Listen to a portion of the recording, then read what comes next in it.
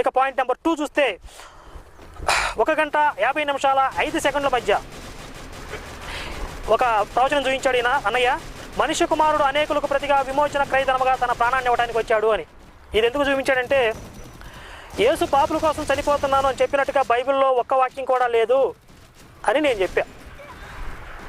స్వయంగా నేను పాపుల కోసం చనిపోతున్నాను అని యేసు స్వయంగా చెప్పినట్టుగా ఒక వాక్యం కూడా బైబిల్లో లేదు అంటే ఉంది అని చెప్పి మత్తయి 20:28 అని చెప్పి ఈ వాక్యం చదివి వినిపించాడు.